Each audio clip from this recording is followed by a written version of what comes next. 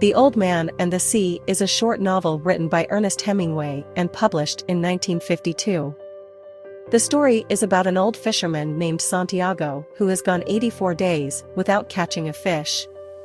On the 85th day, he sails out to the sea alone and catches a giant marlin, which he battles for 3 days before finally losing it to sharks. Despite the loss, Santiago returns home with a newfound sense of strength and dignity.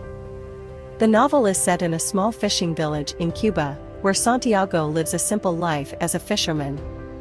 He is old, poor, and has no family, but he is respected by the other fishermen for his skill and his perseverance. He is also a man of great dignity and pride, despite his poverty and his years of bad luck.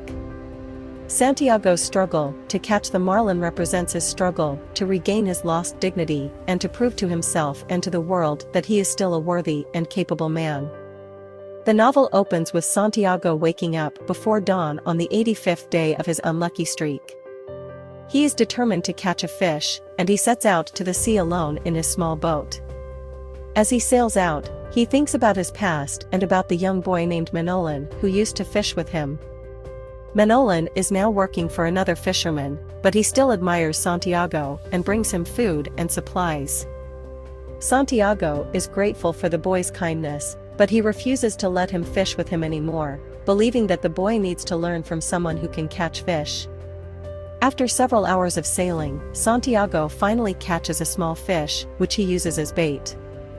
He then catches a bigger fish, and finally, a giant marlin takes the bait. Santiago is elated and begins to fight the fish, using all his strength and skill to keep the line taut. The battle between the old man and the marlin lasts for 3 days, during which Santiago suffers from hunger, thirst, and exhaustion. He talks to the fish, admiring its strength and beauty, and he thinks about his own life and his own mortality. Finally, on the 3rd day, Santiago manages to kill the marlin, but he is unable to bring it aboard his boat. As he sails back to the shore, he is attacked by a group of sharks, who tear apart the marlin and leave Santiago with nothing but its head and its skeleton. Santiago is devastated, but he refuses to give up. He knows that he has proved his worth as a fisherman, and he is determined to return to the sea and catch more fish. When Santiago finally returns to the shore, he is exhausted and bruised, but he is also proud of what he has accomplished. The other fishermen gather around him, admiring the giant skeleton of the marlin and congratulating him on his success. Manolin is there too, and he takes care of Santiago, bringing him food and drink and promising to fish with him again. Santiago falls asleep, dreaming of the sea and the fish, and of his own strength and dignity. The Old Man and the Sea is a simple but powerful story of human endurance and perseverance. It is a story about the struggle to maintain dignity and self-respect in the face of poverty, old age, and bad luck. Hemingway's prose is spare and direct, and his use of symbolism and metaphor is masterful.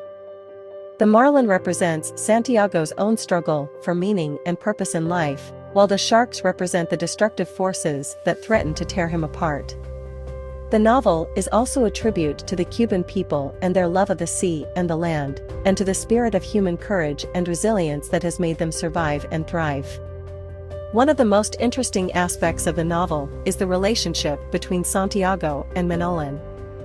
The boy serves as a surrogate son for Santiago, and their bond is a testament to the power of human connection in the face of hardship.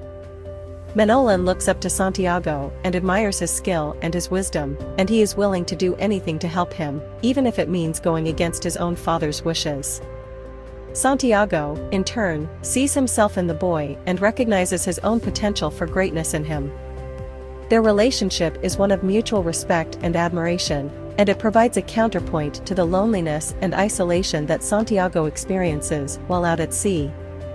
Another interesting aspect of the novel is its portrayal of nature and the sea. Hemingway depicts the sea as both beautiful and dangerous, a force of nature that is both awe-inspiring and deadly. The sea is both Santiago's livelihood and his nemesis, and he has a deep respect for its power and its unpredictability.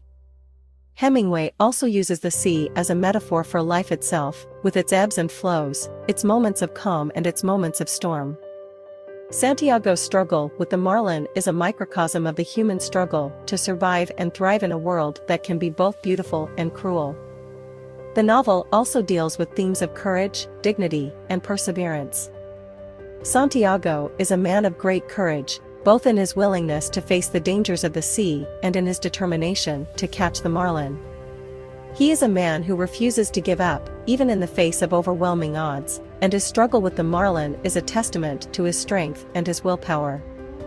His dignity and his sense of self-respect are also important to him, and he refuses to let his poverty or his bad luck define him. He is a man who has lived a long and difficult life, but he has never lost his sense of purpose or his belief in himself. Overall, The Old Man and the Sea is a masterful work of fiction that explores the human condition in all its complexity.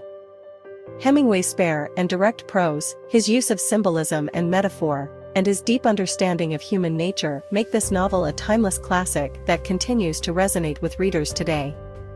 It is a story of courage, perseverance, and the power of human connection, and it is a tribute to the indomitable spirit of the human race. We hope you are enjoying the content on the library channel. Our team is dedicated to bringing you the best book summary, recommendations, and literary discussions on YouTube.